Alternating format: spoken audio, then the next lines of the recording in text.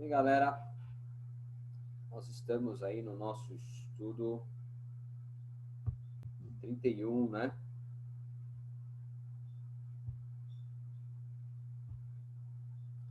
E aí a gente vai tratar aí do ano zero versus o ano tonal, né? É o título de hoje. Importante aí importante aí esse tema, que ele faça a diferença aí na vida de vocês, tá? Vamos lá então, entrar num assunto aí que pouco discutido, pouco tratado, mas vale a pena, tá? Hoje nós veremos por que o cálculo das 2.300 tardes e manhãs, partindo do seu início em 457 a.C., não alcançaram o ano de 1844. Não alcança. A igreja já possui dois posicionamentos que explicam a problemática, ok? E nós proporemos que um deles não faz sentido. Vamos lá trabalhar com contas. 2.300 tardes e manhãs é a quantidade de período profético que vai decorrer nessa profecia. O que acontece é que 1844, segundo nós já estudamos, é o ano final da profecia, das 2.300 tardes e manhãs. Quando você subtrai o ano final do ano da quantidade de anos, você vai chegar no ano inicial da profecia.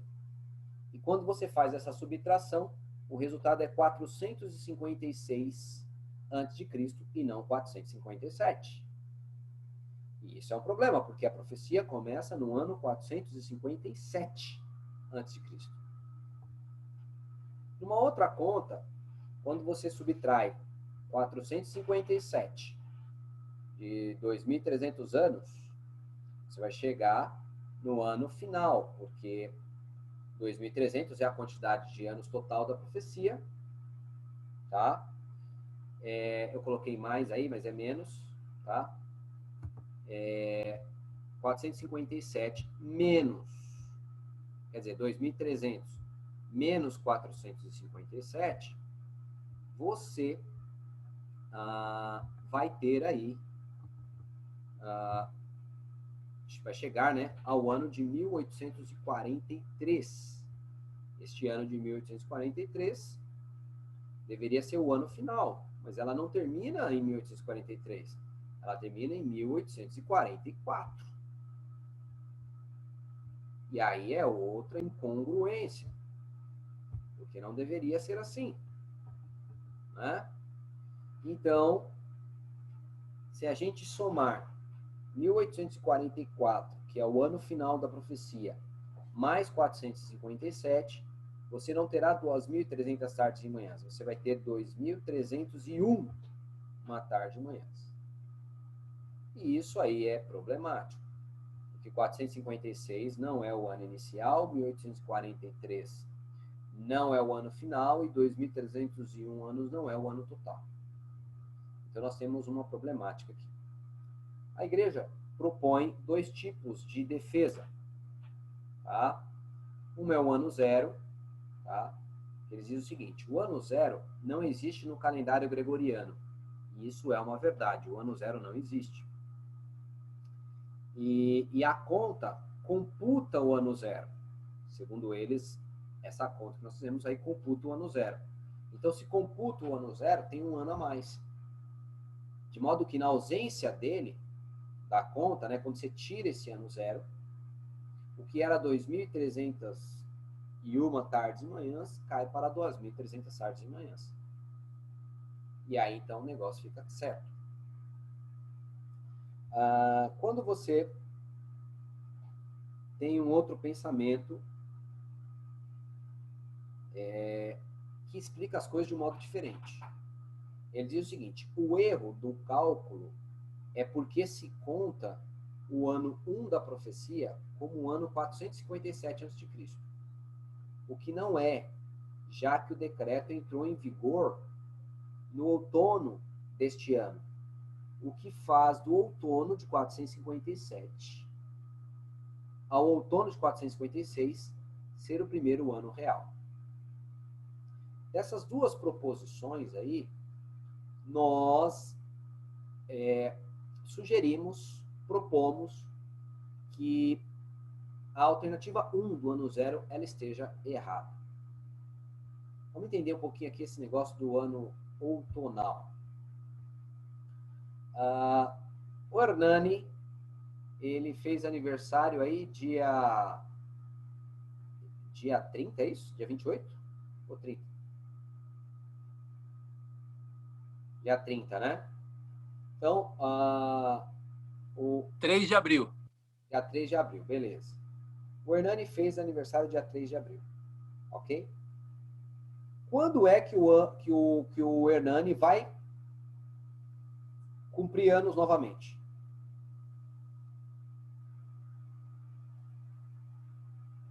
Quando é que ele vai cumprir anos novamente?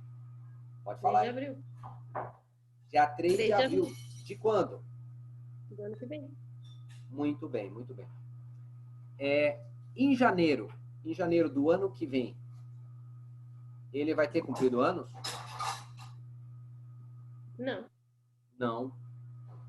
Ele só vai cumprir dia 3 de abril. E assim também comigo, que nasci dia 1º de outubro, e a Rose, que nasceu dia 30 de agosto.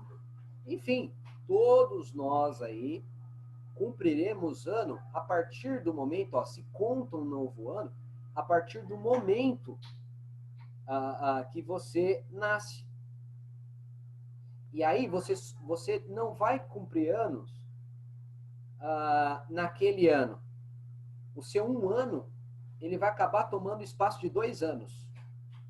Vamos pensar aí. O Éder nasceu em 81. Só que dia 1º de outubro de 81.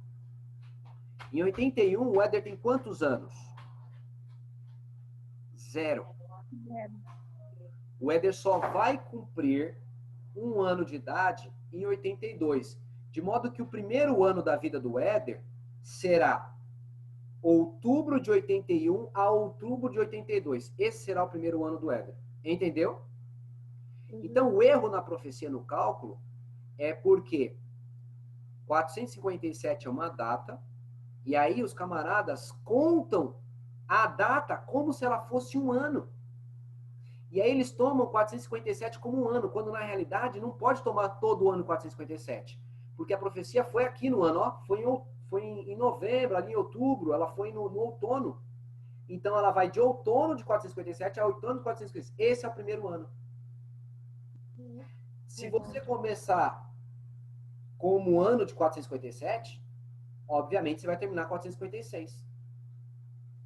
Mas está errado. Porque se ela começa no outono de 457, então você não vai até 1843. Você vai transcender, você vai entrar em 1844. Então não conta só o ano, conta a data também. E é interessante, se você for a partir da data, você tem que juntar 2 datas. O começo do ano e o fim do ano. Se você for contar de anos, aí você tem que contar 2 anos. Vamos explicar isso aí passo a passo, mas tem muita coisa aí que a gente vai falar nesse meio, antes da gente entrar no problema propriamente dito. Né? Guilherme Miller, a gente já viu, estudou Daniel 2, viu lá, Babilônia, Medo-Persa, Grécia e Roma, em Daniel 2, 7, 8, beleza? E aí ele viu o chifre pequeno aqui, em Daniel 8, que ele vai fazer aquele trabalho contra o santuário. E aí um anjo conversando com o outro disse, ele me disse, até as 2.300 tardes e manhãs o santuário será purificado. E nós vimos já isso, que o Miller montou a conta, ok? Que vai de 457 a 1844. O que é interessante é que você vai perceber que Miller, ele contava de 457 até 1843. Mas esse 1843, ele estava contando do calendário judaico. Como é que é o nome dos calendários, rapaz? Pois eu lembro aí. porque tem vários tipos de judaísmo e calendários também, né? E aí eles faziam uso de um tipo de calendário lá, tá? Então, ele chegou à ideia aí das 2.300 tardes de manhãs. O que nós já vimos aí, a gente vai continuar vendo aqui agora, revisando. O anjo veio explicar para Daniel as 70 semanas, correto? Então, as 70 semanas, elas se referem a um período de 490 anos, tá? Que é 70 vezes 7, né? Se é 70 semanas, semana tem 7 dias, 70 vezes 7 vai dar 490 dias, e dia em profecia é ano. Isso aí a gente já viu, por isso que eu estou já passando grosso modo. Esse tempo era um tempo de oportunidade para Israel se desincumbir aí de sua missão, que vai de 457 até o ano 34. Esse era o período das 70 semanas. Então, você vê aqui exatamente o ano 457 e o fim das 70 semanas, o ano 34. Quando eles rejeitaram, finalmente, a sua posição de exclusividade, né? Vamos lá. As 70 semanas, elas são o início das 2.300 tardes de manhãs, e ela serve como se fosse um selo de garantia, porque elas anunciam as datas seguras do batismo de Cristo, da sua morte, e também de quando o evangelho agora sai da exclusividade das mãos dos judeus e passa agora também para a mão dos gentios. Vamos lá entender. 457, né, é o princípio ali da profecia. Essas 70 semanas aí, ela começa em 457. E por que a gente sabe que ela começa em 457? Sendo que houve 4 decretos. É porque é a única data que vai fazer com que os eventos nela preconizados, como o batismo de Jesus, a morte de Jesus e o apedrejamento de Estevão ali, quando o evangelho vai para a mão dos gentios também, o evangelho chega aos gentios, né? Essas datas só ficam coerentes se você computar da data 457, relatado ali em Esdras 7, né? O anjo, ele começa a explicar. Sabe, entende, desde a saída da ordem para restaurar e reedificar Jerusalém. E a gente põe a data ali do início da restauração de Jerusalém. Tá? Note, o texto diz saída da ordem para restaurar e reedificar Jerusalém. O decreto da profecia não era o decreto para restaurar o templo, nem os muros, mas a cidade de Jerusalém. Por que eu estou usando esse espaço aqui? Porque quando terminou a aula da semana passada, entraram em contato comigo, em particular, e disseram, não, mas isso é um absurdo, está errado, eu leio Esdras 7, aquele negócio e tal, porque o cara achava que era a reconstrução dos muros que valia, que era a reconstrução do templo que valia. Mas o texto não diz isso. Ele fala, sabe, entende, desde a saída da ordem para restaurar e reedificar Jerusalém. Já se refere na cidade. Não era aos muros somente, não era ao templo somente que estava se referindo, à cidade. Tá? E isso é importante vocês notarem, porque de repente pode vir uma pergunta para vocês, vocês nem sabem para que é, mas se vocês gravarem essa informação, que a profecia se refere à cidade de Jerusalém, e não ao templo, não aos muros, você já vai saber responder. Aí o que acontece? Ó, o anjo diz assim, ó, desde a saída da ordem para restaurar e reedificar Jerusalém até o ungido príncipe. Veja, ele está estabelecendo limites, desde o ponto de partida até o ponto de chegada das 70 semanas, que é a unção de Jesus ali, né? Com o Espírito Santo no seu batismo. E o batismo de Jesus se deu ali no ano 27. Então, casa direitinho com o ano 457. Tá? É só você sair, então, desde a saída da ordem, que foi 457, até o batismo de Jesus, você vai até o ano 27. Tá? Vai haver 69 semanas. A gente vai verificar isso aqui agora. Tá? Olha o que ele diz. Desde a saída da ordem para restaurar e para edificar Jerusalém, estabelece o início das 70 semanas. e das 2.307 de manhãs, porque elas começam juntas, tá? Com o decreto de Artaxerxes. Começou.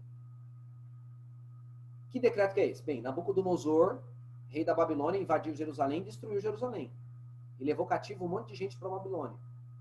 E a profecia dizia que em algum momento futuro, Israel receberia uma lei lá, naquele povo, que permitiria eles retornarem para reconstruir Jerusalém.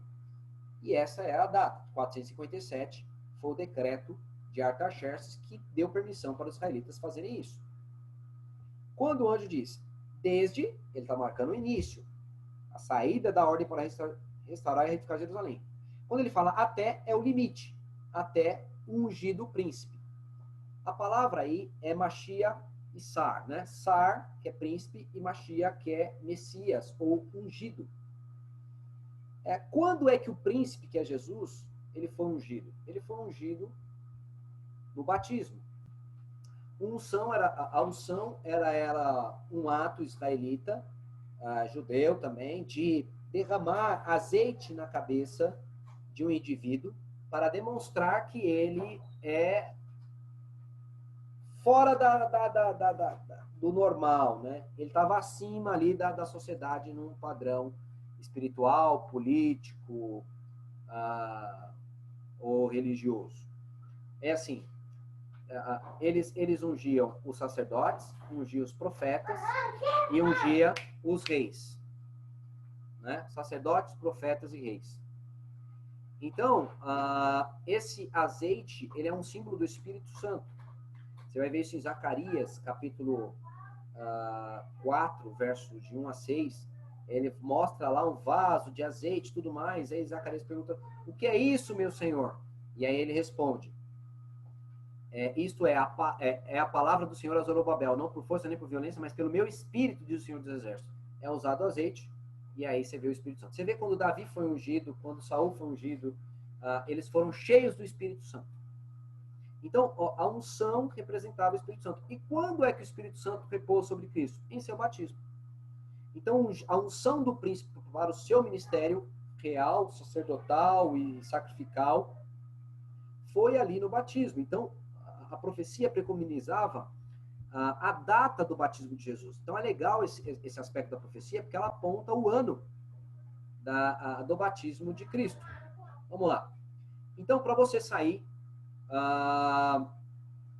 de 457 até o batismo de Cristo, vai haver quanto tempo? Ele vai falar aí agora, ó. Até ungido o Messias, o príncipe indica que passariam 69 semanas. Porque ele fala 7 semanas, 62 semanas. Se você somar 7 semanas mais 62, vai dar 69 semanas, né? Então, desde o decreto de Artaxerxes, em 457, você vai chegar no ano 27, que é quando Jesus foi ungido com o Espírito Santo no seu batismo, ok? É essa data que é apontada. As primeiras 7 semanas aí, né, do decreto do rei persa, elas serviram para reconstruir a Jerusalém, né? E ela foi do ano 457 até o ano 408 para a reconstrução de Jerusalém. Agora, da reconstrução de Jerusalém até o batismo, tem um outro período aí, né? Que é o período de 62 semanas, tá? Esse segundo período, 62 semanas, ou 434 anos, que se estenderam de 408 até o príncipe ungido, ou seja, o batismo de Jesus no ano 27, tá? Aí se cumpre 69 semanas. As meninas aí estão trabalhando. Aí se cumpre 69 semanas. E agora, para 70 semanas, só falta uma semana só, né? Porque se cumpriu as 62 semanas, já se cumpriu as 7 semanas primeiras, depois 62 semanas, agora só falta a última semana, tá? Nessa última semana, que se inicia no ano 27, com o batismo de Jesus, e ela se estende até o ano 34, correto? Só 27, você conta mais 7, vai dar 34. Que era o último período que Israel tinha para desincumbir sua missão. E a data do final do tempo de oportunidade para eles fazerem o trabalho que Deus havia separado eles para tanto, dá no ano 34. E é exatamente no ano 34 que Estevão é apedrejado. E aí os cristãos fogem para todos os lugares e chegam a Samaria. Ali no capítulo 8 mesmo, eles já chegam em Samaria. E os samaritanos não eram israelitas. Era uma mistura de israelita com gentil, né? Na época do cativeiro assírio, entre vários outros aspectos. E era também um povo também que não tinha conexão ali com Deus e tudo mais, né? Então, esses últimos 7 anos era o último período que a profecia apontava para ele se arrepender. Então, o anjo anuncia que depois das 62 semanas, 62 semanas é aqui, ó, tá vendo? Ó? 62 vem aqui, ó. 7 semanas, 62 semanas. O anjo anuncia que depois das 62 semanas, o Messias morreria. Daniel 9, verso 26 aí. Daniel 9, 26 diz o seguinte. Vou pegar aqui, ó. Daniel 9, verso 26. Diz assim.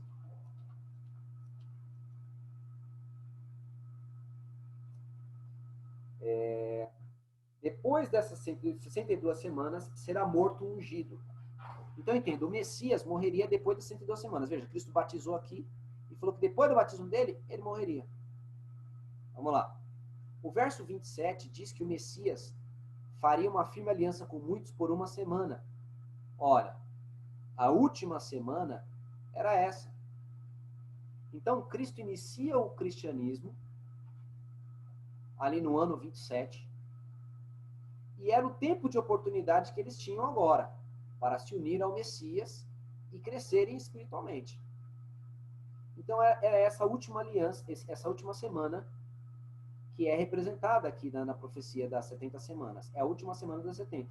Então, o Messias faria uma firme aliança com muitos por uma semana. Com muitos, porque nem todos quiseram abandonar o judaísmo para ir para o cristianismo, né? E aí, olha o que diz aí. Os últimos 7 anos... criando a igreja cristã. Mas na metade da semana, ele fala, ó, no verso 27. Ele fala uma firme aliança com muitos, mas na metade da semana fará cessar o sacrifício e ofertas de manjares. Ora, como é que o Messias fez cessar o sacrifício e ofertas de manjares? Foi quando Cristo morreu e aboliu a lei cerimonial. Não há necessidade de fazer mais sacrifícios. Então, ele diz que na metade da semana isso aconteceria. Então, o verso 26 diz que depois das 62 semanas o Messias morreria. E o verso 27 diz que na metade da última semana que ele morreria. E foi exatamente isso que aconteceu. A metade da última semana dá no ano 31, exatamente a morte de Jesus, o ano da morte de Jesus. Então, veja que a profecia, ela fala de tempos precisos, do batismo de Cristo, da morte de Cristo e de quando o evangelho agora chega até os gentios. Vamos lá ver aqui que Cristo faz cessar a lei cerimonial.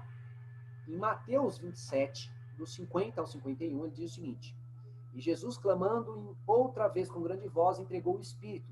E eis que o véu do santuário se rasgou em 2 partes, de alto a baixo. Tremeu a terra e fenderam as rochas. O que está acontecendo aqui? Esse véu se rasgar do santuário é como se Cristo está dizendo: acabou ofertas, acabou a lei cerimonial, acabou. Marcos também nota isso, mas Jesus, dando grande brado, expirou e o véu do santuário rasgou-se em 2 partes, de alto a baixo. E de alto a baixo é que Deus havia feito o rasgo, né? Não era um homem que era de baixo para cima, porque o negócio tinha uns 6 metros de altura.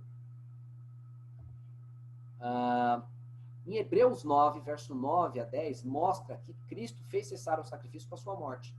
Olha só que coisa interessante. Ó. Isto é uma parábola. Paulo está falando no capítulo 9 da lei cerimonial, ali, do templo, do sacrifício. E ele fala, isto é uma parábola para a época presente. E segundo esta, se oferecem tantos dons como sacrifícios. Ó, sacrifícios, oferecem, tem a ver com oferta. Embora estes, no tocante à consciência, sejam eficazes para aperfeiçoar aquele que presta culto, os quais não passam de ordenanças. Veja, os sacrifícios ele chama de ordenanças. Grava isso, sacrifícios, ofertas, são ordenanças da carne, baseadas em comidas e bebidas e diversas abluções, imposta até o tempo oportuno de reforma. Olha, haveria um tempo de reforma. E nessa época de reforma não se faria mais sacrifícios. Essas ordenanças acabariam. Hebreus 9, do 9 a 10. Colossenses 2, verso 13 a 15, nos mostra esse aspecto. Olha lá. E a vós outros que estáveis mortos pelas transgressões e pela incircuncisão de vossa carne. Opa, incircuncisão é o contrário da circuncisão, que fazia parte da lei cerimonial do templo, a lei do sacrifício também. Olha só.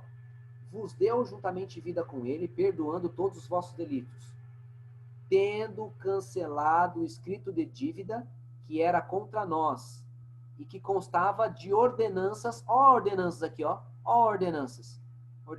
Ele risca as ordenanças. Como? Quando? O qual nos era prejudicial. Removeu inteiramente encravando na cruz. Então, na cruz, Cristo cancela as ordenanças da lei cerimonial. Seja da circuncisão, seja do sacrifício, seja das oferendas, das festas de lua novas e tudo mais, né? Dos sábados cerimoniais também, não do sábado moral, que é o que está na lei dos 10 mandamentos. Efésios 2, versos 14 e 15 também ainda trata das mesmas coisas. Olha o que ele fala, ó. Porque ele é a nossa paz, o qual de ambos fez um, e tendo derribado a parede de separação que estava no meio, a inimizade, aboliu na sua carne a lei dos mandamentos na forma de ordenanças. Ó, ele aboliu os mandamentos em forma de ordenança.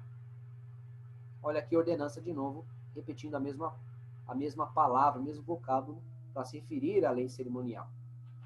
Quando ele fala aqui de derribando a parede de separação, ora, que parede de separação que estava no templo? Nós temos aqui duas, correto? Uma, o véu do santuário, que ele mesmo rasgou, era uma parede que separava, que ele derrubou. Outra coisa, que é a que os teólogos mais se referem mesmo, é que no santuário tinha uma parede que separava o pátio dos gentios dos israelitas. Então, tinha uma parede onde estava escrito assim, ó, o gentil que passar dessa parede aqui, ele, ó, morrerá, será morto, e o seu sangue cairá sobre a sua própria cabeça. Então, tinha uma parede de separação. Então, quando Cristo acaba com a lei cerimonial, ele põe fim a essa parede que dividia judeus e gentios. E aí, então, você vê que pelo sacrifício de Cristo é que isso chegou ao fim. E então, no ano 34, a mensagem parte agora para os gentios. Vamos lá, então. O anjo anuncia que após 72 semanas, ou seja, depois do ano 27, o Messias morreria. E no verso 27 fala que ele morreria na metade da semana. Por quê? Porque na metade da semana ele faria cessar o sacrifício e oferendas. E Cristo fez cessar o sacrifício com a sua morte. Tá? Então, o ano 31 é o ano da morte de Jesus. Beleza. Pergunta. Qual a utilidade, então, das 70 semanas? Se a dúvida de Daniel era sobre as 2.300 tardes e manhãs, e as 70 semanas são apenas parte dessa profecia. Que pergunta que eu estou fazendo aqui para vocês. Se o problema que o Daniel viu era com as 2.300 tardes e manhãs, o anjo vem e explica só as 70 semanas, o problema do Daniel continua, porque ele estava preocupado com um montante maior. Mas lembremos que Daniel estava preocupado de saber se Israel voltaria, né, se receberia um decreto para voltar para Jerusalém. Então, no começo das 70 semanas, ele já resolve esse problema. Só que Deus dá 70 semanas não só para Daniel, mas para nós também. Para nós identificarmos qual data é a certa do decreto, porque houve 4 decretos. Vamos lá. Compreender isso aí. Ó, as dúvidas de Daniel. O cativeiro estava para acabar de 8 a 10 anos. Tudo bem? Logo, em 10 anos, o povo voltaria a Jerusalém e restauraria o templo, ou seja, purificá-lo-iam. Daniel, então, estava esperando já acabar a profecia. De repente, Deus dá uma visão que diz que vai aumentar esse período em 2.300 anos. Daniel fica doente, né, por causa disso aí. É difícil para ele, por quê? Porque ele espera o fim do cativeiro em 10 anos, e agora o cara vai ver o cativeiro se cumprir, a liberdade do cativeiro só 2.300 anos. Daniel ficou doente. Bem, Daniel, então, ele reestuda Jeremias e compreende que seu desespero, para seu desespero, quer dizer, ele compreende para seu desespero que o cativeiro duraria 70 anos. Ora, se o cativeiro duraria 70 anos e Deus está falando que vai durar 2.300, significa que foi aumentado demais. Então Daniel ficou mal, né? E aí que ele começa a orar, né? Por quê? Porque se Deus mostrara que o santuário só seria purificado 2.300 anos, tudo indicava que era por conta dos pecados do povo que estava ali na Babilônia. Então Daniel se põe a orar para que Deus perdoe os pecados e não aumente esse período, né? Que Deus não amplie esse prazo aí de cativeiro. Bem, o anjo Gabriel vem no momento que ele está orando para explicar para ele: Daniel, não é isso, você entendeu mal. 1. Vocês retornarão em breve sobre um decreto que lhes permitirão voltar para Jerusalém. Então, quando o anjo começa a explicar as 70 semanas, que ele fala, sabe, entende, desde a saída da ordem para restaurar e para retificar Jerusalém, então o anjo está dizendo para Daniel, vocês vão voltar, vai ter o retorno de vocês, né, para Jerusalém. E ele lhes dá as 70 semanas, tá? 70 semanas, ela mostra o decreto que eles retornariam para Jerusalém, que já suaviza o Daniel. 2, o anjo explica, as 70 semanas também explica que os 2.300 anos vão além do fim do cativeiro, né? Ou seja, 2.300 anos, eles começam no fim do cativeiro e não são parte anterior ao fim do cativeiro. Então Daniel já fica tranquilo, porque as 2.300 elas vão começar a ser contadas depois que o cativeiro acabar. E 3, mas tem uma mensagem não só para Daniel, mas para nós. Ela é um selo de garantia para a contagem de 2.300 anos. Por que as 70 semanas são como um selo de garantia? Vamos lá. Conhecendo o futuro, Deus sabia que haveria mais de um decreto. Decreto de Ciro, em 536, Esdras 1. Decreto de Dário, em 520. Decreto de Artaxerxes, em 457. E o decreto de Artaxerxes, outro decreto de Artaxerxes, em 444. Vamos lá verificar isso aqui. Sobre a reconstrução de Jerusalém. A gente vai verificar agora a data. Por que a gente sabe que a data é essa? Nessas duas obras aí, ó, a Bíblia em seu contexto, e também através da Bíblia, livro por livro, né? Gonzalez e Meyer, aí, né? E Meyer, eles dizem o seguinte aí, ó, que o livro de Neemias foi redigido pouco antes do ano 400 a.C. Lembremos, se a gente está antes de Cristo, a contagem ela é regressiva, então ela vai de 410 para 409, 408, 407, são tudo. Então, antes de 400 antes de Cristo, um pouco antes de 400 antes de Cristo, então é 401, 402, 403. Tá?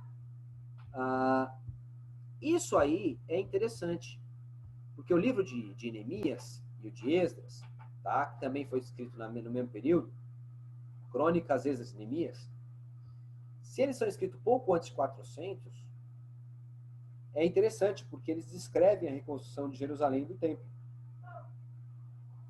E se eles escreveram um pouco antes, faz sentido terminar a construção do templo em 408. Faz sentido. Por quê? Porque eles descrevem a construção do templo. Então, entenda. Se o livro foi escrito, por exemplo, em 401, é lógico, 408 já tinha passado. Então, eles já sabiam da história. Então, faz sentido, pela afirmação histórica, da data histórica aqui, a data de 408. Sobre o batismo de Jesus. Vamos ver a data do batismo de Jesus. Isso aqui é um trecho do meu TCC aí, né? Que foi esse assunto. Vamos trabalhar aqui, ó. Por exemplo, Jesus, ele iniciou o seu ministério antes de setembro do ano 25. Isso quem diz é o casal Mastral. Ele diz aí, então, que Cristo foi batizado no ano 25. Tá? Ele diz isso, sugere isso. Moraes, ele já sugere o ano 26. Olha lá, alguns escritos afirmam que Jesus foi batizado no ano 26. E Juarez Oliveira, ele já diz que Cristo começou o seu ministério em 26 ou 27, com base na histórica data do templo de Herodes. Então, entenda, a gente vê o batismo de Cristo do ano 25 a 27, 25, 26, 27. Qualquer uma dessas datas tem apoio histórico sobre a morte de Jesus. Aqui nós temos aqui um site que ele põe a data de Jesus Cristo, da morte de Jesus para o ano 30 depois de Cristo. Mas dê uma olhada aqui que eles colocam a provável data da morte de Jesus. Provável, porque não é certeza. Pode ser o ano 30, como não pode ser. Que outras datas a gente tem? Olha só. Duas obras aqui, ó. The Crown, the Cross and the Crown, in Introduction to the New Testament, né? E o calendário judaico aqui, né? De Jewish Calendar, um eclipse lunar e a data da crucifixão de Cristo, né? Essas duas obras aqui, elas apresentam aí que Cristo tenha morrido do ano 30 até o 33. Então, abrange a data anterior aqui, ó, 30, e aí vai até o ano 33 aí. São datas possíveis da morte de Jesus. Apedrejamento de Estevão. Eu peguei aqui esse camarada, eu vou ver se eu jogo ele lá. Esse James Ussher, ele tipo datou as histórias bíblicas, né? Obviamente aproximado, nada preciso, né? Mas é bem interessante, porque ele vai passando aqui, quando você olha o ano 34, né, da era cristã aqui, ano Domini, né, o ano do Senhor aqui, você vê aqui, ó, lá se levantou uma grande perseguição após a morte de Estevão contra o papel, né, ou contra o grupo ali, né, da igreja que estava em Jerusalém. Então, olha só a coisa interessante. Ele põe a morte de Estevão no ano 34. Tá? Então, a gente tem a morte de Estevão no ano 34. Quando você digita na internet falecimento de Estevão, tá vendo aqui, ó? Estevão, data de falecimento. Olha o que aparece aqui, ó, ano 34. E aqui você tem aqui, ó, a morte de Estevão no comentário, do ano 33 até o ano 40. Tá? Tem comprovação histórica aí desse período. Então, a gente verifica aí, né, que as prováveis datas dos eventos que a profecia apresenta são de 25 a 27, é o batismo de Jesus. A morte de Jesus é de 30 a 33, e o apedrejamento de Estevão tem que ser de 33 a 40 da era cristã. Né? Vamos lá. As 70 semanas nos ajuda a gente a verificar que a data certa é 457. Porque, olha, tem 4 datas de início. Tem o decreto de Ciro em 536. Só que quando você põe 7 semanas no sacrifício 7 semanas quanto à reconstrução de Jerusalém, você joga o final da reconstrução de Jerusalém em 487. Mas é complicado, porque ela terminou em 408. Então não faz sentido 487, nem 471. Então essa data de 536, 520 pode ser rejeitada. A única data que pode ser aceita aqui nesse aspecto é a de 444 ou 457, porque é pouco antes do ano 400. Não, isso aqui é depois do ano 400. Não dá, só essa data aqui mesmo. Sobra. Por isso coloquei em verdinho. Batismo de Jesus, nós vimos que era do ano 25 até o ano 27. Tá vendo aqui, ó, 25 até o 27. Aí, ó, batismo de Jesus dá no ano 53, se você começar em 536. Se começar em 520, ele dá no ano 37, fora também 10 anos aí do ano 25 a 27. E se você começar em 444, dá no ano 39. Então, tudo fora. A única que dá dentro é a do ano 457. Você vê também que a morte de Jesus tem que ser do ano 30 até o ano 33. Se você começa a contar de 536, você vai terminar em 56 ou 57 na morte de Cristo. E não faz sentido. Nem 40, 41, nem no ano 42. Só o ano 31. Então, as 70 semanas ajuda a gente compreender que a contagem das 2.300 tardes e manhãs está certa. Porque pelos eventos que ela preconiza, da reconstrução de Jerusalém, do batismo de Jesus, da morte de Jesus, do evangelho aos gentios, só a data de 457 casa. Por isso que ela é a data escolhida para a profecia. Esse camarada aqui, ó, Gerhard Hasel, ele era um teólogo adventista dos mais famosos. O cara é muito profundo, e ele faleceu cedo, né? Mas ele deixou um texto aqui que nos ajuda a gente a solidificar a data de 457 e não os outros decretos. Olha o que ele diz aí. A ordem dificilmente é entendida como um decreto de Deus. Em vez disso, parece se referir a uma ordem real de um rei, assim como foi emitido o decreto real em Daniel 2, ali do 13 a 15.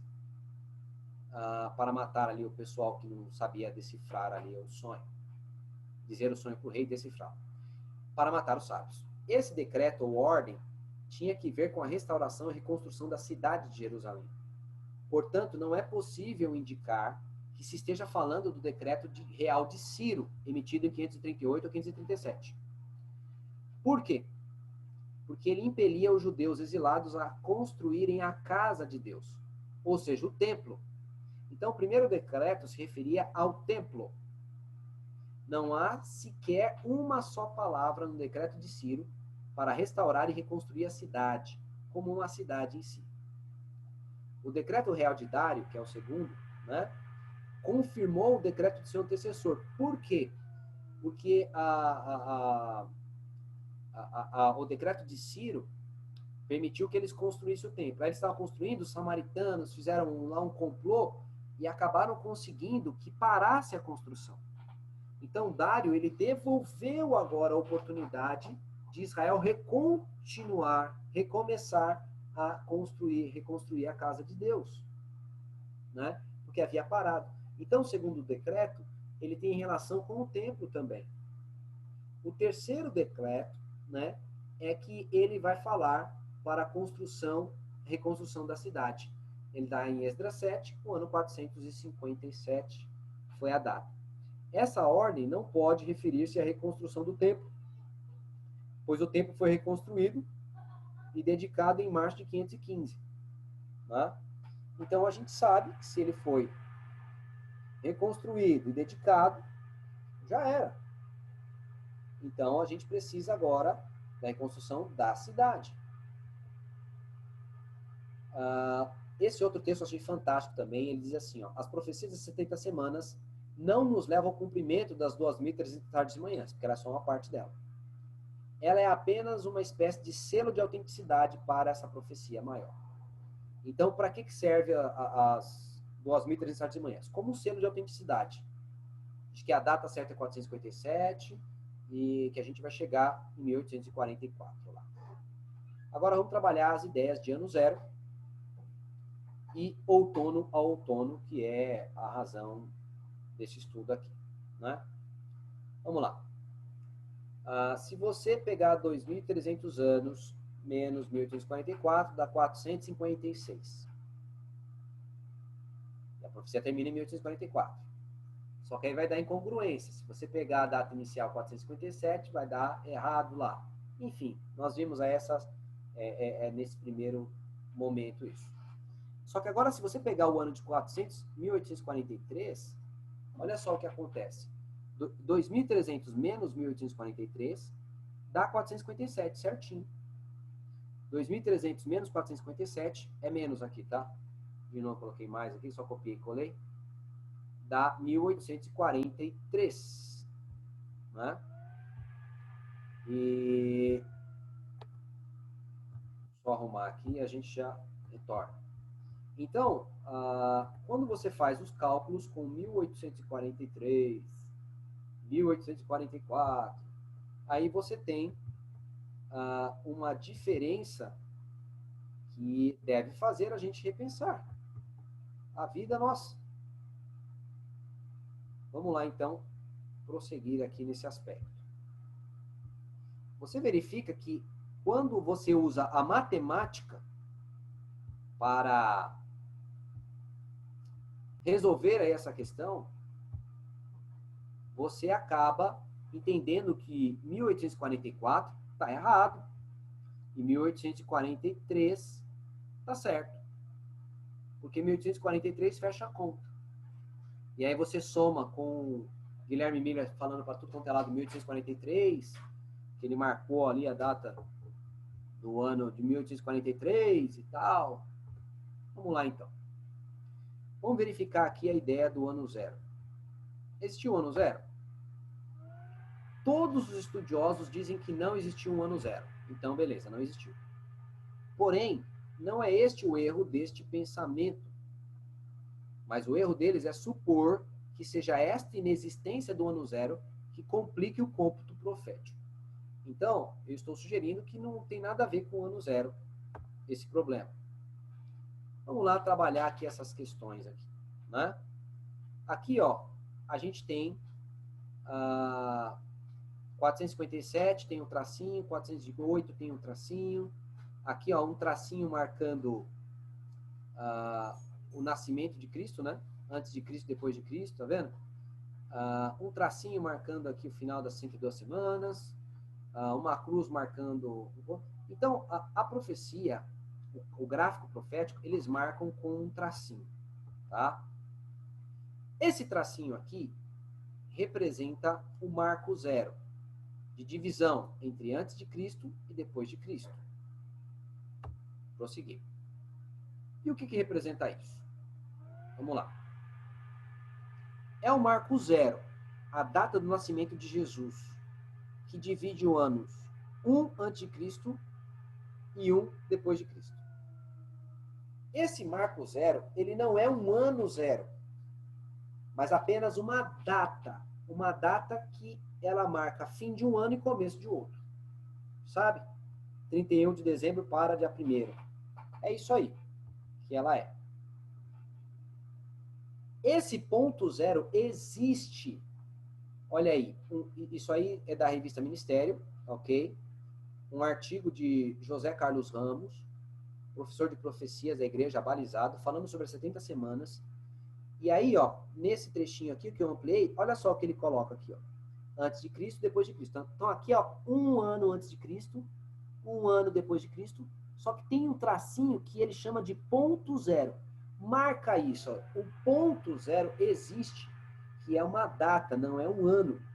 Não existe ano zero, mas existe um ponto zero. José Carlos Ramos, ele reconhece a inexistência do ano zero, mas ele confirma a existência de um marco zero.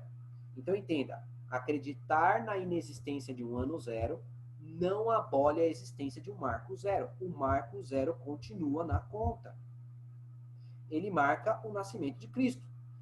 É o tracinho que divide, o tracinho ou data, né? O dia que divide o ano antes de Cristo, o último dia do ano antes de Cristo e o primeiro dia do ano depois de Cristo. Vamos lá entender isso aqui, ó. Galera, deixa eu até olhar para a cara de vocês e falar assim, ó. Agora, começa a prestar atenção nessa bagaça aí, ok? Agora presta atenção aí nesse negócio, fixa aí o olhar, porque eu vou começar a trabalhar com as ideias aqui em matemática. Se você perder um pouquinho, você vai perder tudo depois, tá? Então, é importante que você preste atenção aí para você fazer as perguntas pertinentes também. Então, é imprescindível entendermos que no calendário gregoriano não existe ano zero, mas há nele um marco zero. Você tem que entender isso.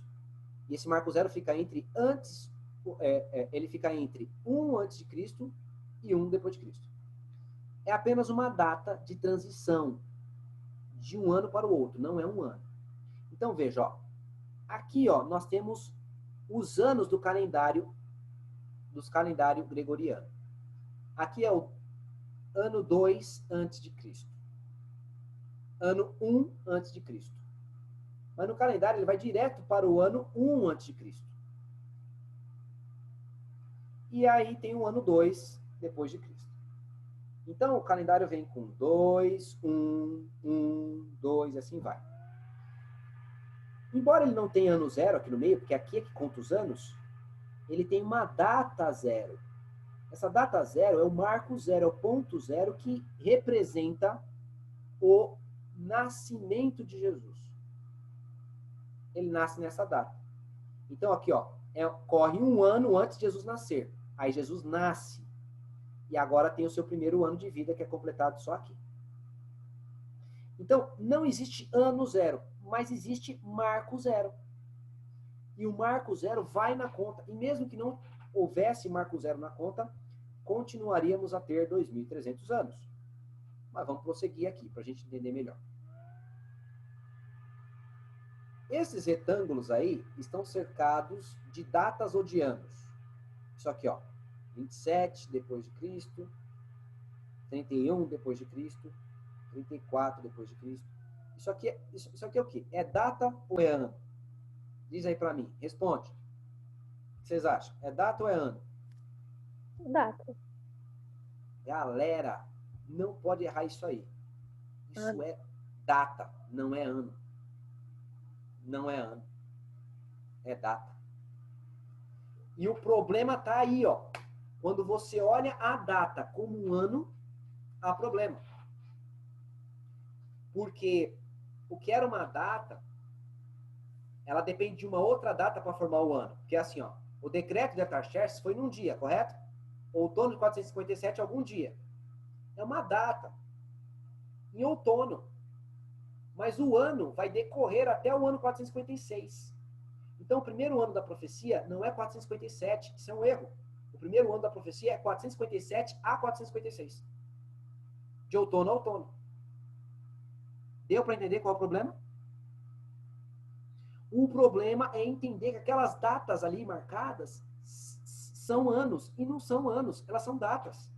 Quando você olha como anos, lascou. A profecia vai terminar em 1844 e a gente tem que ficar inventando. E essa história de 1844 só dá certo por causa do ano zero, o ano zero não existe, tira ele da conta, é um equívoco. Então, a outra posição é a correta. Mas vamos verificar, porque a gente vai passo a passo para a gente verificar isso aí. Isso aqui, ó, gente, são datas. Isso aí está marcando aquela sexta-feira do ano 31 que Cristo morreu. Está marcando o dia que ele foi batizado. Está marcando o dia que Estevão foi apedrejado. A 457 está marcando o dia que ele fez o decreto. 408 está marcando o dia que terminaram de construir Jerusalém.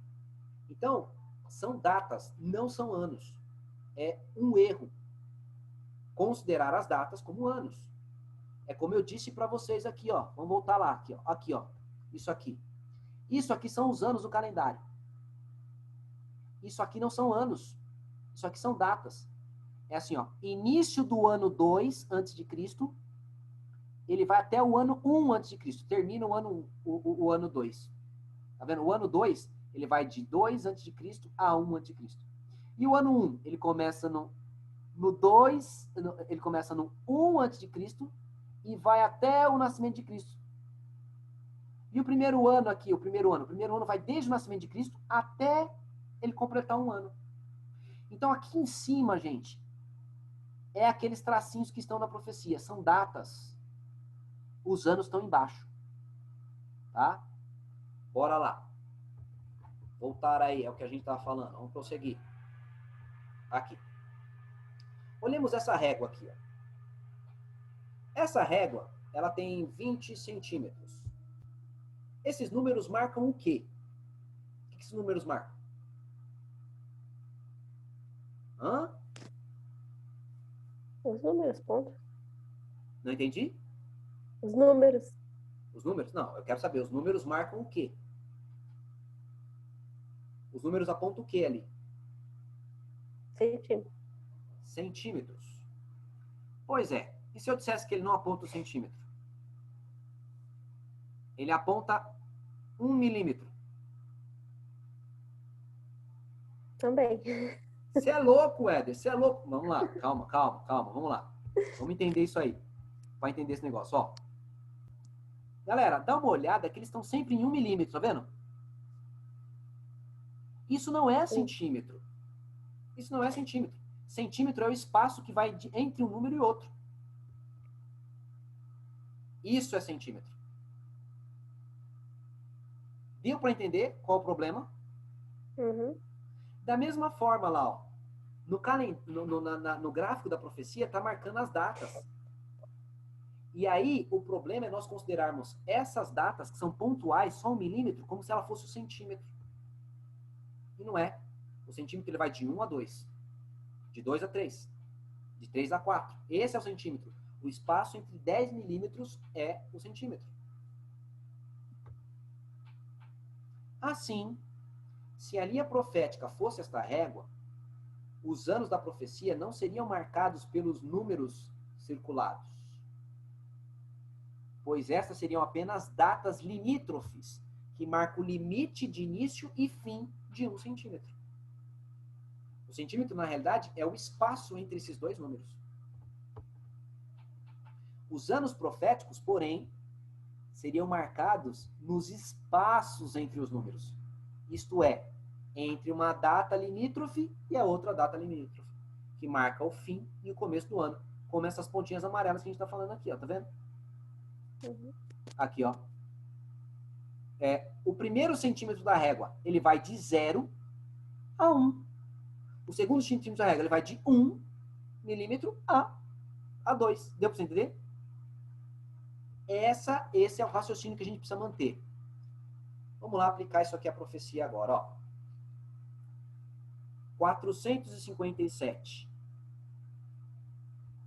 Esse 457 aqui em cima. É data ou ano? Responde aí, participando. Data ou ano? É a data. Dá. É data. O ano é o espaço aqui, ó. Ó o ano onde tá. Isso aqui é data. Isso aqui é ano. Isso aqui é data. Isso aqui é ano. Isso aqui é data. Aí, ó. A profecia aponta lá, 457. Ora, o ano 457, gente, ele é o fim de 458, esse fim de 458 e início de 457, do ano 457. O ano 457, então, ele começa no 457 e vai terminar no ano 456. É isso que está marcando. Essa data aqui de 456, ela está marcando o início do ano 456. Essa aqui está marcando o início do ano 455. E assim sucessivamente. Vamos lá. Sobre as hastes, nós temos datas limítrofes de início e fim de um ano. E outro. Já nos espaços, nós temos anos, que tem 365 dias. Então, aqui tem 365 dias. Aqui não, aqui é só um dia. 365 dias, um dia. 365 dias, um dia. Que é uma data só. Bem, fim de 457, início de 458. A primeira data, segunda data, terceira data, quarta data. Marcando início e fim de um ano. Bem, o ano é o que está aqui no meio. 456, 455, que tem o 365 dias. É o espaço decorrido. Como o dia em profecia equivale a um ano, o correto não é considerarmos datas limítrofes, que são apenas um dia literal. Você tem que considerar os espaços decorridos, que é um ano. Dia em profecia é um ano, dia em profecia não é uma data, dia em profecia é um ano, e um ano é 365 dias. E 365 dias corre de 457 a 456, e não aqui na data só. É aqui que deve ser contado na profecia. Vamos lá, então. Como o decreto de Artaxerxes...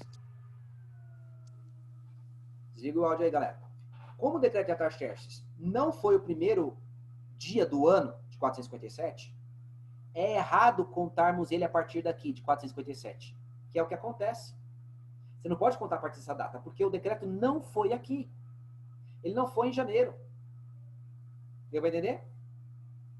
O decreto, correto? Sendo contado do começo de 457, vai fazer a profecia chegar em 1843. Exatamente porque você está contando data como se ela fosse ano. E aí você vai chegar não no final da profecia, você vai chegar no início do último ano. 1843 vai ser o início do último ano, que vai terminar em 1844. Vamos lá entender melhor aqui.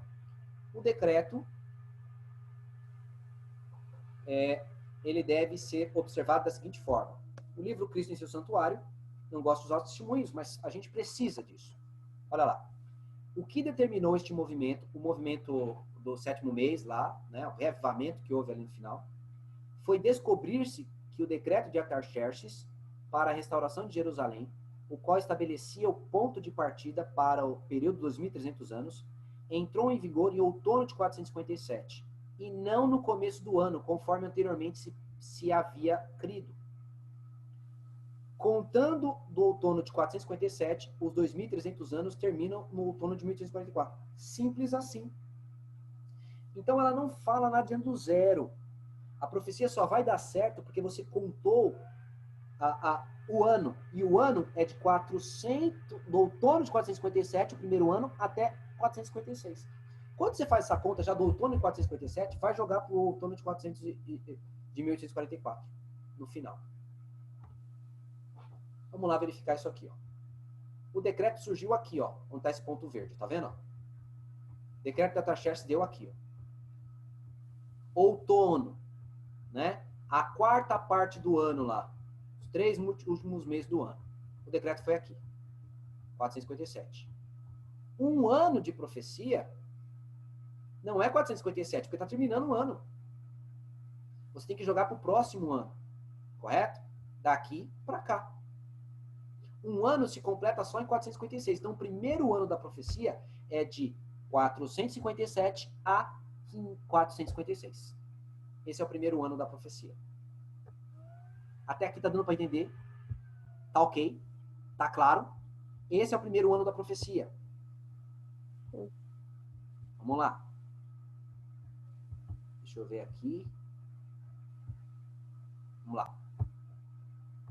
Prosseguindo aí. Quando eu conto o primeiro ano como outono de 457 ao outono de 456, eu vou chegar ao último ano da profecia, que será do outono de 1843 ao outono de 1844. É isso que faz a profecia ficar certa. Tem nada a ver com o ano zero. O ano zero não existe, verdade, mas existe o marco zero, e que é computado. E o cômputo dá o cômputo normal, né? Para que os gráficos, então, estejam corretos, demonstrando os anos da profecia, nós deveríamos colocar ali sobre aquelas hastes 457 a 456. Aí fica claro. Que naturalmente vai levar o cômputo ao final, o último ano. Que o último ano será de 1843 a 1844. Mas se você colocar só 457, que é a data inicial, você vai chegar ao ano, no final, você vai chegar ao começo do último ano. Mas o fim do último ano não dava 456? Da mesma forma, o começo o final do último ano vai ter que dar em 1844. Deixa eu ver, alguém falou alguma coisa? É como se esse Marcos... então, é como que esse marco nem ajuda e nem atrapalha. Isso aí. Não ajuda nem atrapalha. Essa ideia do ano zero não faz diferença nenhuma. Eu vou mostrar isso. Você fazendo a conta com ou sem ele, a conta vai dar no mesmo ano, no mesmo período. É esse cálculo que você tem que fazer. Vamos lá.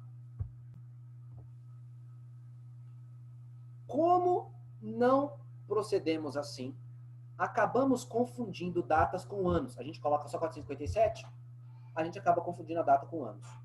E ano zero com marco zero. Então o camarada confunde data com anos, confunde ano zero com marco zero, são coisas distintas, mas elas não são as mesmas coisas, e isso faz total diferença. O calendário gregoriano não possui um ano chamado zero, mas tem um marco zero, que não é um ano, mas é uma data, um tracinho apenas lá, um milímetro, que divide um ano antes de Cristo e um ano depois de Cristo. Ele demarcaria o nascimento de Cristo, se Dionísio não houvesse se equivocado, né? É que Dionísio errou na data. Mas ali ele marca como se fosse o ano de Cristo, pensando que Dionísio acertou, né? Ele teve um erro aí de 4 a 6 anos. Exclui-se, então, o marco zero dos gráficos, o que não era necessário, dificultando a compreensão da profecia. Aí o camarada quer tirar o marco zero ali para falar que a profecia vai dar certo, mas não tem nada a ver e nem precisa disso. Isso aqui é muito importante, ó.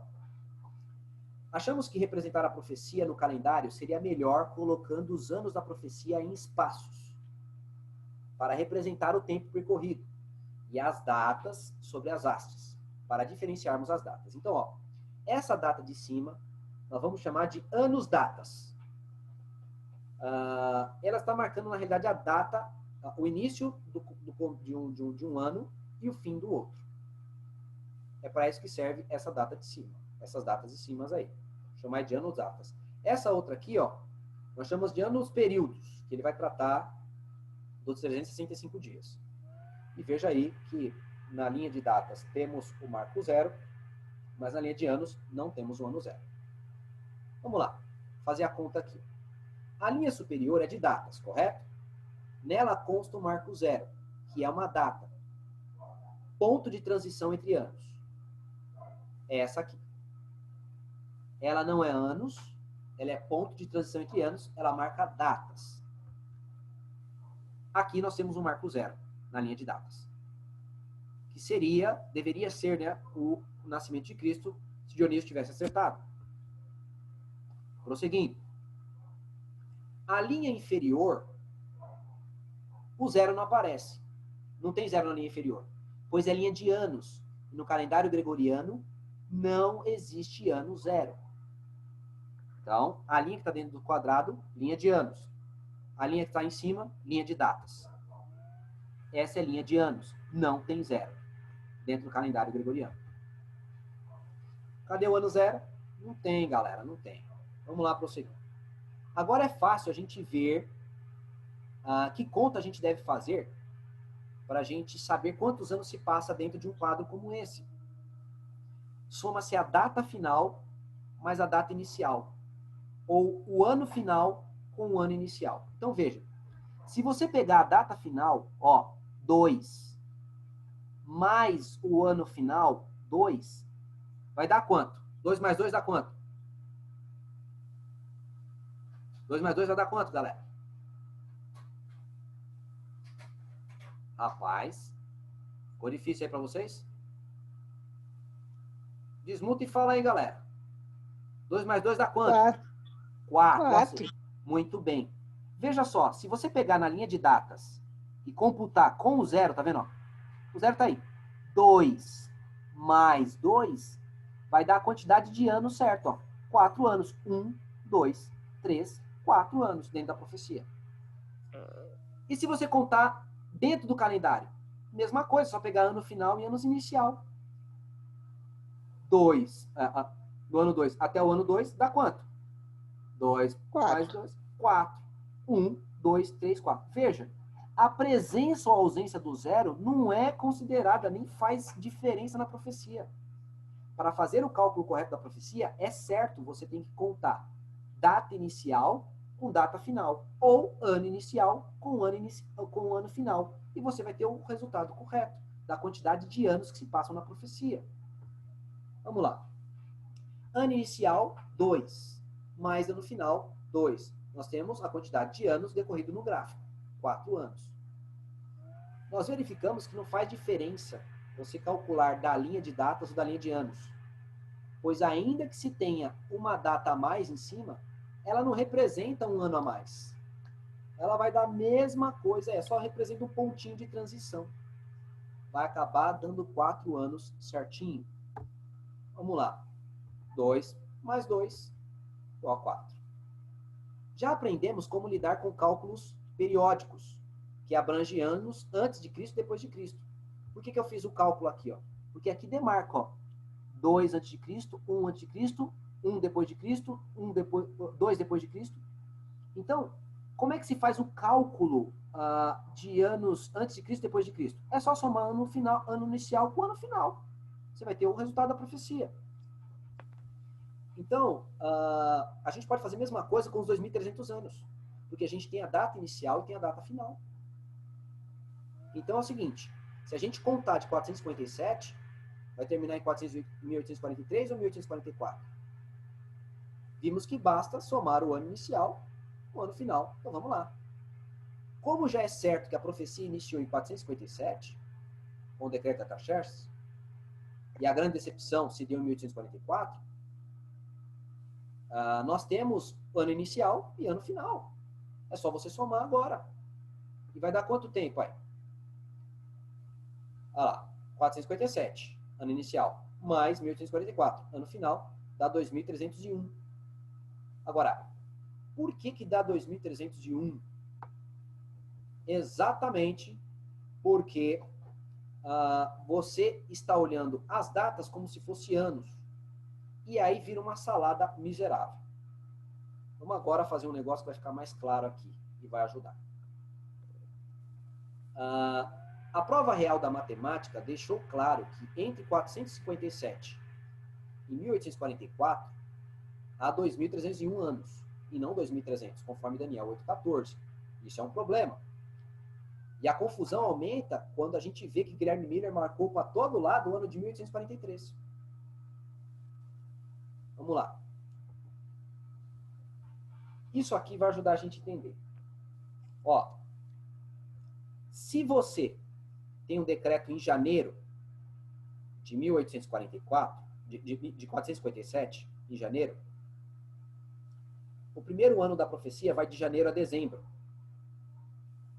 de 457.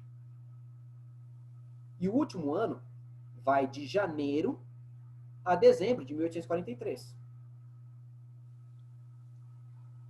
Agora, se você entende que ele foi em novembro, lá, ou outubro, né? Final de outubro para novembro aqui, o primeiro ano não vai até dezembro. O primeiro ano vai até o outubro de 456. Da mesma forma, você vai pegar outono de 43 como o início do último ano. E vai até outubro do 44. Por isso que o primeiro ano não é 457. O primeiro ano é 457 a 456. É outono de 457 a outono de 456. E o último ano não é 1843 ou 1844. O último ano da profecia, o último dia da profecia, o ano 2300 aí, ele vai de outono de 1843 até outono de 1844. É isso que faz a profecia dar certo. Então, galera, o cálculo deve ser feito assim. Decreto de Artaxerxes, beleza, começou em 457, mas o primeiro ano da profecia vai até 456. Aí a profecia, ela, das 7 semanas, ela veio até o ano 408. 408 é o começo do ano. Vai até o ano 408, 407, porque é o final do ano. É de outono de 408 ao outono de 457, 407. E o ano do batismo de Cristo vai dar 26, se você fizer do ano 457. Só que 26 é o começo do ano. Ele tem até o outono de 27 para ele poder batizar. A morte de Cristo também. Ela vai do outono do ano 30 até o outono do ano 31, era onde ele tinha que morrer, quando ele tinha que morrer. E o apedrejamento de Estevão e o evangelho vindo para os gentios tinha que vir do ano 33, do outono do ano 33 até o outono do ano 34. E isso vai fazer com que a profecia naturalmente chegue no seu último ano, que é do outono de 43 até o outono de 44. E foi o que aconteceu.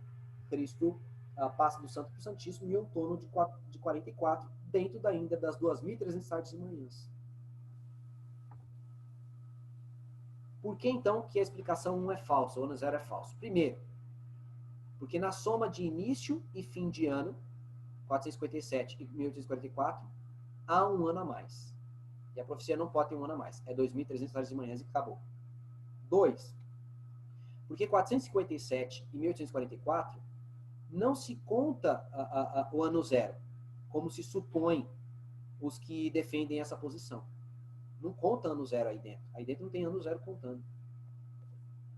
3. Por que confundem a data de 457 com o primeiro ano da profecia? E ela é uma data, não é o primeiro ano. Porque o primeiro ano da profecia não é 457, mas do outono de 457 até o outono de 456. O ano final não é de 1844, mas do outono de 1843 ao outono de 1844, em 22 de outubro. E por que a explicação 2 é verdadeira? Porque a soma do outono de 457 e 56, que é o primeiro ano da profecia, até o outono de 1843 e 1844, dá 2.300 anos certinho. Porque se considera a diferença entre data e ano, que não é feita aí, né? E entende que o decreto, o dia do decreto, ele foi uma data e não um ano. Então, o primeiro ano da profecia tem que fazer essa distinção, que foi de outono a outono, e não de janeiro a dezembro. 3. Porque conta corretamente o primeiro ano da profecia, como 457 ao outono de 457 ao outono de 456. E porque porque conta o ano final como outono de 1843 ao outono de 1844. Assim, galera, este deve ser o gráfico em qual a gente deve se basear, que não tem nada a ver com o ano zero. Ano zero foi uma coisa que nos ajudou bastante a defender a doutrina e tudo mais, mas ele não faz diferença nesse cômputo. A ideia é o ano outonal que faz diferença na profecia. E assim a gente terminou o estudo de hoje. Long para bexiga. Até que terminou num tempo bom, mas truncado. Não sei se fiquei claro, mas vocês têm oportunidade para vocês fazerem as perguntas de vocês agora. Galera, não havendo perguntas, Deus abençoe vocês. Fiquem firmes. Dê uma revisada aí no estudo. Vale a pena. Faça o cálculo vocês mesmos. E vocês verão se o que eu falei aqui faz sentido. E assim a gente termina Daniel. Não vou prosseguir em Daniel, não. Nem Daniel 10, nem Daniel 11. Que há muita coisa complexa, truncada, pessoal, muita exposição. Se eu for passar várias posições, então deixa quando ficar uma mais salgadinha aí para a gente poder usar. Mas aí a gente já vai trabalhar outros assuntos. Eu estou com interesse tremendo aqui em trabalhar ou a lei de Deus ou a Trindade. Tá? A lei de Deus e a Trindade são assuntos muito importantes que a gente precisa tratar. Possivelmente será a Trindade o próximo estudo. E aí, galera, vocês vão ver coisa aqui que não... Aproveita aí, fiquem firmes. Quando Cristo voltar, te encontre preparado. Que Deus abençoe, meus irmãos. Vamos orar. Papai do céu, eterno Deus, nós queremos agradecer pelo estudo dessa noite. E, embora complexo, pedimos que o Senhor nos dê sabedoria para compreendermos melhor essa profecia, a fim de que possamos por nós mesmos dar explicação e razão da nossa fé. Tudo isso nós rogamos por sua misericórdia e graça em nome de Jesus. Amém. Amém. Uhum.